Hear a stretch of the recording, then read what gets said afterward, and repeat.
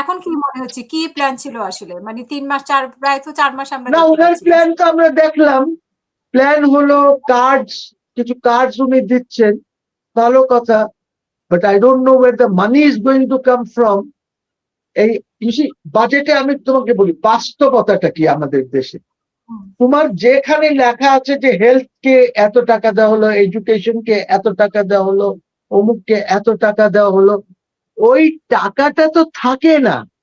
ওইখান থেকে তো নিয়ে যাবে, আপনার এই কার্ডের জন্য চলে যাবে। আপনি যে কার্ড টার্ড দিচ্ছেন না, এইটার জন্য এইসব চলে যাবে, বিকজ আপনি তো টাকা অ্যারেঞ্জ করতে পারবেন না।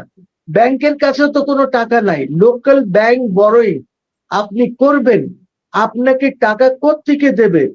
হ্যাঁ, যদি আপনি এই ব্যাংকস গুলিকে আবার রিক্যাপিটালাইজ করেন, রিক্যাপিটালাইজ করলে ব্যাংকস গুলির কাছে টাকা আসবে, তখন তারা আপনাকে কিছু টাকা দিতে পারে।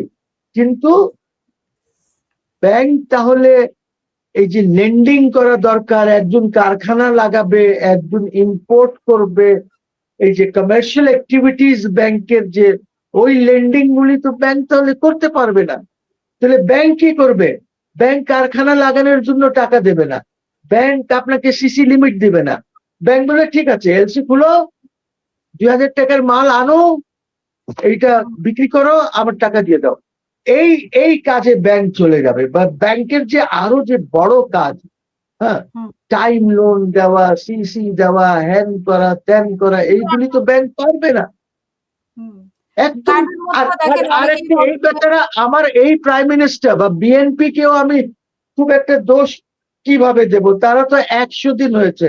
ওই যে একটা চোর ইউনূস, একটা ফ্রড, সে তার 18 মাসে কোনো কিছু করে নাই দেশের জন্য, বরঞ্চ সে যেটা করেছে সে গ্রামীণের জন্য করেছে, তার নিজের যে কোম্পানিজ গুলি আছে তার জন্য করেছে, এবং এবং বাজেটে এইখান থেকে টাকা ওইখানে সে ঢেলেছে।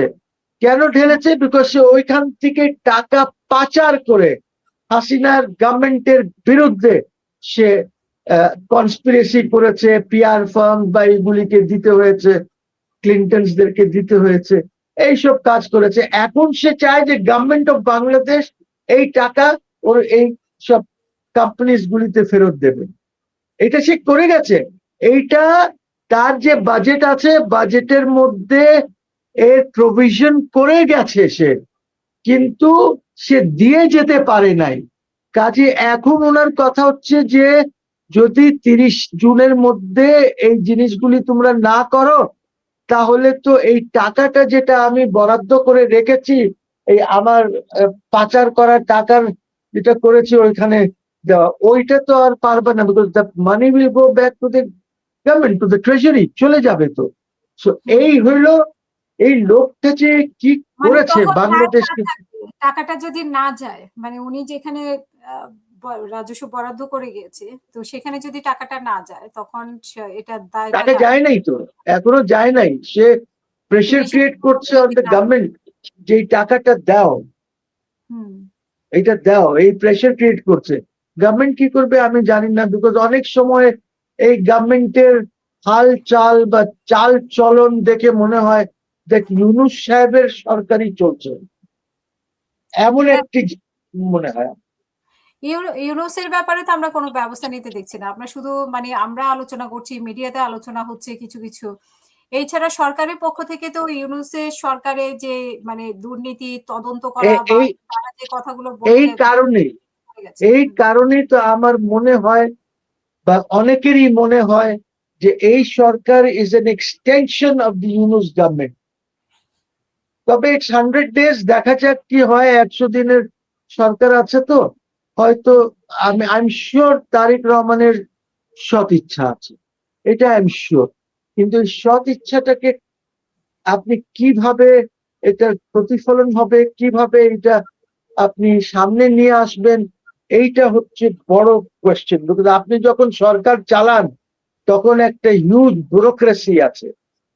এই ব্যুরোক্রেসি যেটাকে আমরা আমলা বলি, এই আমলাদেরকে আপনি কতটুকু কন্ট্রোল করতে পারবেন বা কিভাবে পারবেন, বা আপনি দেখেন আমলার কাজটা কি বুঝতে হবে।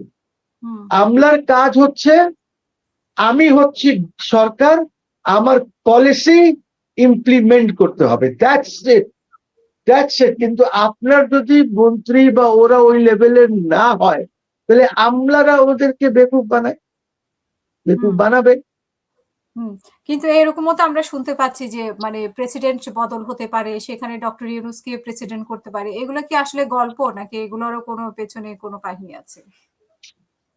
আচ্ছা, এমন এইটা কোনো যারা বলে, কোত্থেকে বলে আমি জানি না, বাট আমি তো এইটা যেহেতু I am not a privy, I am not the prime minister, এই ডিসিশনটা তো প্রাইম মিনিস্টার নেবেন ওনার লোকজনের সাথে, যে আমার এখন নিজস্ব প্রেসিডেন্ট আমি চাই। তখন উনি প্রেসিডেন্টকে রিকোয়েস্ট করবেন যে স্যার আপনি পদত্যাগ করেন, আমার পার্টিতে ডিসিশন হয়েছে যে আমরা আমাদের লোক বসাবো। এখন হুম, যদি ইউনূসকে উনি বসান, তাহলে এই দেশের রাষ্ট্রের দুর্ভাগ্য, উনিও টিকতে পারবেন না, প্রধানমন্ত্রীরও টিকা খুব মুশকিল হয়ে যাবে। In spite of all the in spite of the 2/3 majority, difficult হয়ে যাবে যদি উনি ইউনূসকে বসান প্রেসিডেন্ট হিসেবে। ভেরি আর ডিফিকাল্ট।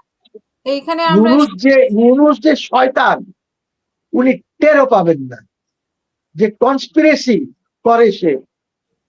He's দেখেন, he's a fraud, international conspirator. ওকে দিয়ে ইনি পারবেন না।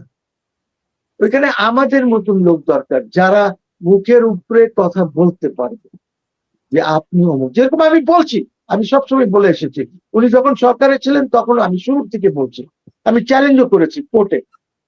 কোর্ট আমার রায় এখনো দেয় না, 5-6 মাস হয়ে গেছে। আমি আরেকটা কেস করেছিলাম ইসের জন্য, ওই যে একটা কমিশন করার জন্য, কমিশন ইউনূসের যত কারাপশন আছে এইগুলি ইনভেস্টিগেট করার জন্য। হুম, কমিশন সরকারের এত তীব্র অপোজিশন ছিল, অ্যাটর্নি জেনারেল এবং deputy attorney general, additional attorney general তীব্র ইয়ে করে কোর্ট আমার এটা রিজেক্ট করেছে, কিন্তু আমি রায় পাচ্ছি না। হুম, রায় পাচ্ছি না, এইসব ঈদের আগের ঘটনা, এখনো কোর্ট রায় দেয় নাই আমাকে। বলেছে রিজেক্ট হয়ে গেছে, শর্ট অর্ডার দিয়েছে, কিন্তু হুম। পূর্ণাঙ্গ অর্ডার এখনো পাই নাই। ওই পূর্ণাঙ্গ অর্ডার পাইলে আপিল করবো। মানে এখন তার আমি নেক্সট উইক হুম, সানডে আমি ইন্টারন্যাশনাল ক্রাইমস ট্রাইব্যুনালটাকে চ্যালেঞ্জ করছি, দ্যাট দিস ট্রাইব্যুনাল ইজ বেআইনি। এইটা একটি অবসলিট আইন। এইটাকে এনে কেন করছি আই টেল ইউ। হুম, যদি এটা থাকে, হুম, তাহলে আমি শিওর না বাংলাদেশে যে কোনো সময় যে কোনো অঘটন ঘটতে পারে। এইরকম অঘটন যদি ঘটে, তাহলে এই আইনটি আমার এখন যিনি আছেন ক্ষমতায়, ওনার বিরুদ্ধে ব্যবহার হবে না, এইটার কোনো নিশ্চয়তা নেই। এই জন্য আমি চাই that let us close this chapter of ICT.